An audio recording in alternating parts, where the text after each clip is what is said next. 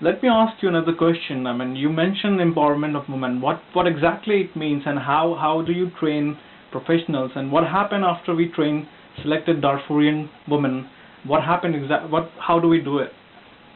Well, first of all, it was Abdul who invited 17 women from all over the UK to Edinburgh a year ago, and we organised a course.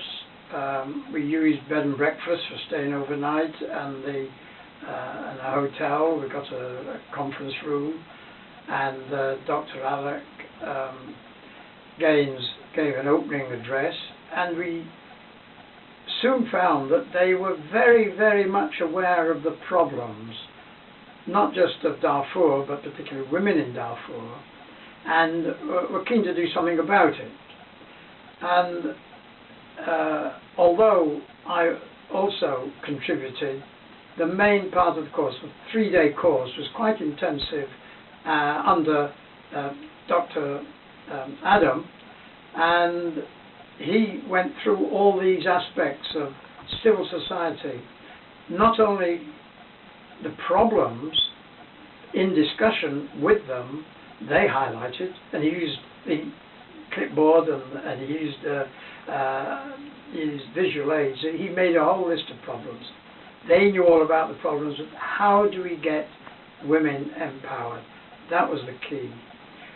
Then, after the course, mainly of discussion and concluding the significant aspects, they went back, and a number were selected and as possible, if you like, candidates for going to Darfur.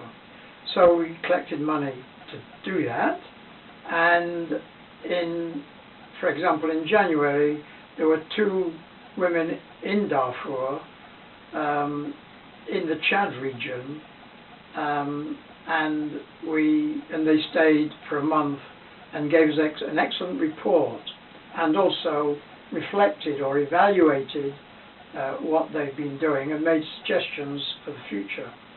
And in August we sent 3 people to Darfur, to Nyala and El Fasher, where they had contacts, family, friends, and also contacts with the authorities and so on. Because of the very, very difficult security situation, we knew there'd be problems of trying to get into the camps and trying to do the work. So that they travelled to Khartoum and then to Nyala and El Fasher. Now, they also wrote detailed reports and were in contact, actually, more or less throughout their stay, sometimes by phone, sometimes by email, so that Dr. Adam was able to check on what they're doing. And we had an agreement as to how many hours, how many days, and what they should be doing, of course. And they wrote daily diaries, exactly what the difficulties were apart from what they did. So that we're now processing those reports and now projecting it to next year, to when we will indeed have more courses, more people going to Darfur, if we have the money. Thank you, Dr. Newton, for telling us about the Darfur Training Committee. I wish you best of luck in future. Thanks. My pleasure.